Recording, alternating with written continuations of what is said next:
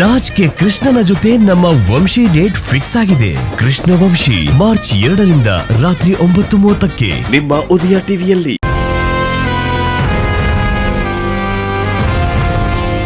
ನಿನ್ಗೇನು ಹೇಳಕ್ಕಾಗೋದಿಲ್ಲ.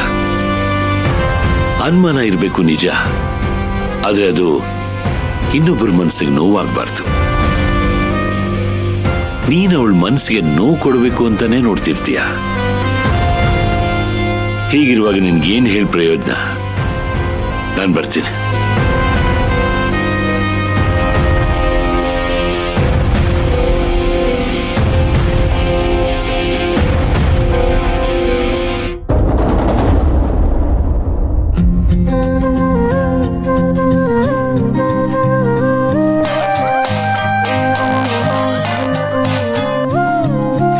Hello Mayuri, ಹೇಗಿದ್ಯೆ? ಹಾ, ನಾನ್ ಚೆನ್ನಾಗಿದ್ದೀನಿ ಕಣೆ. ನೀನ್ ಹೇಗಿದ್ಯಾ? ನಾನ್ ಚೆನ್ನಾಗಿದ್ದೀನಿ. ಸರಿ, ಏನ್ ಮಾಡ್ತಿದ್ದೀರಾ? ನಾನು ಓದ್ತಿದ್ದೆ ಮಯೂರಿ. ಅಜ್ಜಿಗ್ ಫೋನ್ ಕೊಡು. ಕೊಟ್ಟೆ. ಅಜ್ಜಿ ಅಜ್ಜಿ. ಬಂದೆ. ಅಜ್ಜಿ, ಮಯೂರಿ ಫೋನ್ ಮಾಡಿದಾಳೆ. ಕೊಡು ಕೊಡು. ಹಲೋ ಮಯೂರಿ. ಅಜ್ಜಿ, ನೀನು ದುಡ್ಡಿನ ವಿಷಯ ಹೇಳಿದ್ಯಲ್ಲ, ಅದನ್ನ ನಾನು ಯಜಮಾನ್ರ ಹತ್ರ ಮಾತಾಡಿದ್ದೀನಿ. ಅದಕ್ಕೆ ಅವರು ಮುಂಚೆ ಕೊಡ್ತಿದ್ದ ಹಾಗೆ ತಿಂಗಳು 20,000 ಕಳಿಸ್ತೀನಿ ಅಂತ ಹೇಳಿದ್ದಾರೆ. ಸರಿನಾ?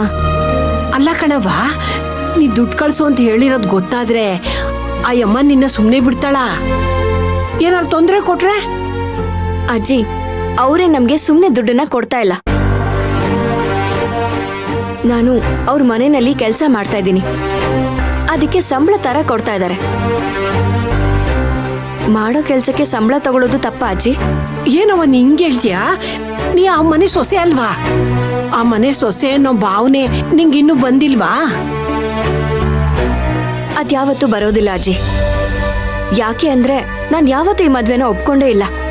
ಯಾಕವ ಮಯೂರಿ ನೀ ಹಿಂಗೆಲ್ಲ ಮಾತಾಡ್ತೀಯಾ? ಅಯ್ಯೋ, ಅದ್ ನಿನ್ ಮನೆ, ನೀ ಬಾಳಿ ಬದುಕ್ಬೇಕಾಗಿರೋ ಮನೆ.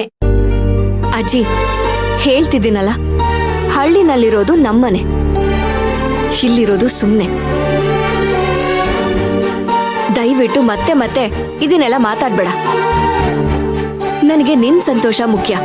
ಅದಕ್ಕೋಸ್ಕರ ಇಲ್ಲಿ ನಡೆಯೋದನ್ನೆಲ್ಲ ಸಹಿಸ್ಕೊಂಡಿದ್ದೀನಿ ಹೊರತು ಈ ಮನೆ ಸೊಸೆ ಅನ್ನೋ ಅಧಿಕಾರದಿಂದ ಅಲ್ಲ.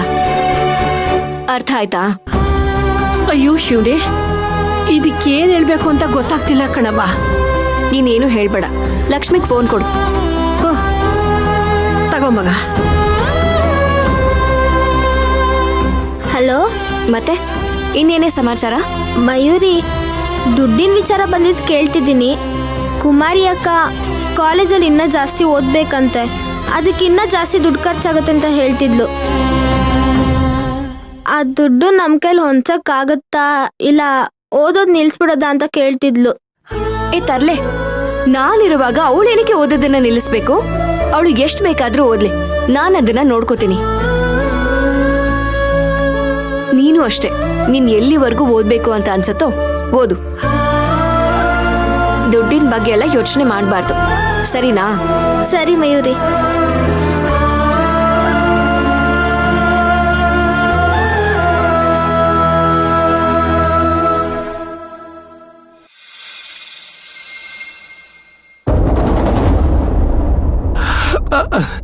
ಸಮ್ಮು, ತುಂಬಾ ಚಳಿ ಆಗ್ತಿದೆ ಅಲ್ವಾ? ಒಂದ್ ಕೆಲ್ಸ ಮಾಡಿ, ಅಡಿಗೆ ಮನೆಗೆ ಹೋಗಿ ಸ್ಟವ್ ಆನ್ ಮಾಡಿ ಅದ್ರ ಮೇಲೆ ಕೂತ್ಕೊಳ್ಳಿ, ಚಳಿ ಎಲ್ಲ ಹೊಟ್ಟೋಗುತ್ತೆ. ಏನ್ ಸಮ್ಮು ನೀನು, ಇಂಥ ಚಳಿಯಲ್ಲಿ ರೊಮ್ಯಾಂಟಿಕ್ ಆಗಿ ಮಾತಾಡೋದು ಬಿಟ್ಟು ಪ್ರೆಷರ್ ಅಲ್ಲಿರೋ ಕೂಕರ್ ತರ ಮಾತಾಡ್ತಿದೆಯಲ್ಲ. ನಂಗ್ ನೋಡಿದ್ರೆ ಏನು ಅನಿಸ್ತಿಲ್ವಾ? ತುಂಬಾ ಅನ್ಸ್ತಿದೆ. ಏನ್ ಅನಿಸ್ತಿದೆ? ತೆಗೆದ್ 4 ಕಪಾಲಕ್ಕೆ ಹಾಕ್ಬೇಕು ಅನ್ಸ್ತಿದೆ. ಸ್ವಲ್ಪ ಹತ್ರ ಬನ್ನಿ, ಹೇಗ್ ಬೀಳುತ್ತೆ ಅಂತ ತೋರಿಸ್ತೀನಿ. ಹೋಗ್ ಸಮ್ಮು ನೀನು, ನನ್ ಮೇಲೆ ಸ್ವಲ್ಪನೂ ಪ್ರೀತಿ ಇಲ್ಲ ಅಲ್ಲ? ಮದುವೆ ಆಗಿ ಇಷ್ಟು ವರ್ಷ ಆಯ್ತು, ಈಗ್ಲೂ ನಾವಿಬ್ರೇ ಇದ್ದೀವಿ. ನಮ್ದೇ ಆದಂತ ಪ್ರತಿರೂಪವಾದಂತ ಒಂದು ಮಗು ಬೇಕು ಅಂತ ಅನಿಸ್ತಿಲ್ವಾ? ಅದಕ್ಕೆಲ್ಲ ಟೈಮ್ ಬರುತ್ತೆ. ಮೊದ್ಲು ನಾನು ಅನ್ಕೊಂಡಿರೋದೆಲ್ಲ ಆಗ್ಲಿ, ಆಮೇಲೆ ಅದ್ರ ಬಗ್ಗೆ ಯೋಚನೆ ಮಾಡೋಣ. ಅಷ್ಟೊತ್ತಿಗೆ ನನ್ನ ಕೈ ಕೋಲ್ ಬಂದಿರುತ್ತೆ, ನಿನ್ ಕಣ್ಣಿಗೆ ಕನ್ನಡಕ ಬಂದಿರುತ್ತೆ. ಗಾಳಿ ಇರುವಾಗ್ಲೇ ಗಾಳಿಪಟ ಹಾರಿಸ್ಬಿಡ್ಬೇಕು, ಇಲ್ಲಾಂದ್ರೆ ಬಾಲಂಗೊಚ್ಚಿ ಹಿಡ್ಕೊಂಡು ಓಡಾಡ್ಬೇಕಷ್ಟೇ. ಈಗ ನೀವು ಸುಮ್ನೆ ಇರ್ಲಿಲ್ಲ ಅಂದ್ರೆ ನಿಮ್ಮನ್ನ ಹುಚ್ಚ ಆಸ್ಪತ್ರೆಗೆ ಸೇರ್ಸ್ಬೇಕಾಗತ್ತೆ. ಅಕ್ಕ, ಬಾವ ನಿನ್ಗೇನೆ ಹುಚ್ಚಿಡ್ಸೋದು. ನಾನ್ ನಿಂಗೊಂದು ಹುಚ್ಚಿಡೋಂತ ವಿಷಯ ಹೇಳ್ತೀನಿ. ಇಲ್ಲಿವರೆಗೂ ಇವ್ರು ತಲೆ ತಿಂತಾ ಇದ್ರು, ಈಗ ತಲೆ ತಿನ್ನೋದಕ್ ನೀನ್ ಬಂದ್ಯಾ? ಅಕ್ಕ, ಮೊದ್ಲು ನಾನು ಹೇಳೋ ವಿಷಯ ಕೇಳು. ಅಲ್ಲ ಅಖಿಲ, ನಿನಗೆ ಡೈರೆಕ್ಟ್ ಆಗಿ ಎಂಟ್ರಿ ಇರ್ಬೇಕಾದ್ರೆ ಸುತ್ತಿ ಬಳಸಿ ಯಾಕೆ ಮಾತಾಡ್ತೀಯ? ಅದೇನಂತ ಡೈರೆಕ್ಟ್ ಆಗಿ ಹೇಳು.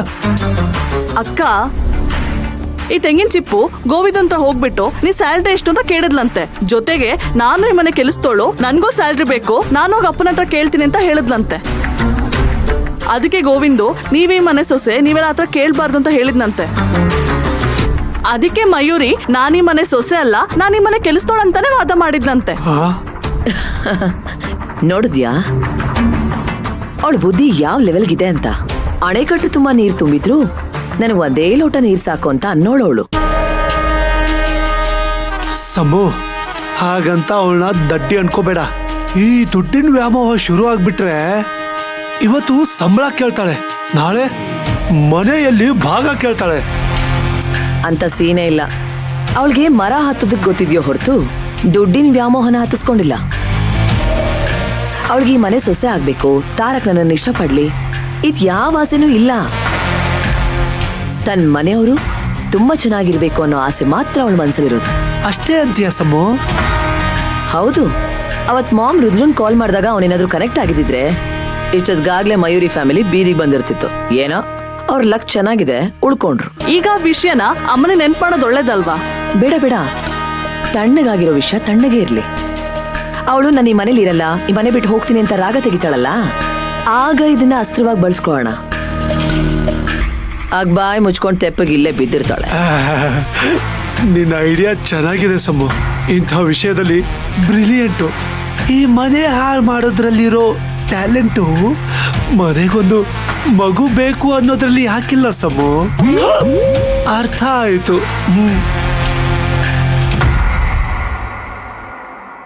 ಮೊದಲು ಈ ಸಮ್ ಸಾಲ್ವ್ ಮಾಡು, ಆಮೇಲೆ ಅದನ್ನ ಹೇಳ್ಕೊಡ್ತೀನಿ.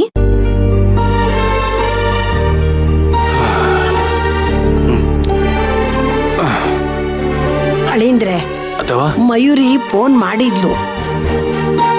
ಇನ್ ಮುಂದೆ ತಿಂಗಳ ಮಾಮೂಲಂಗೆ ದುಡ್ಡು ಕಳ್ಸಕ್ ಹೇಳ್ತೀನಿ ಅಂದ್ಲು. ಅಂದ್ರೆ ಅಥವಾ ಇಲ್ಲಿ ಸಮಸ್ಯೆನೆಲ್ಲ ನೀವು ಅವಳಿಗೆ ಹೇಳ್ಬಿಟ್ರಾ? ಹ್ಞೂ, ಮತ್ತೆ ಹೇಳ್ದೆ ಹೆಂಗಿರ್ಲಿ? ಮನೇಲಿ 2 ಹೆಣ್ಮಕ್ಳು ಇಟ್ಕೊಂಡು ಹೆಂಗ್ ಜೀವನ ಮಾಡಕ್ಕಾಯ್ತದ ನೀವೇ ಹೇಳಿ?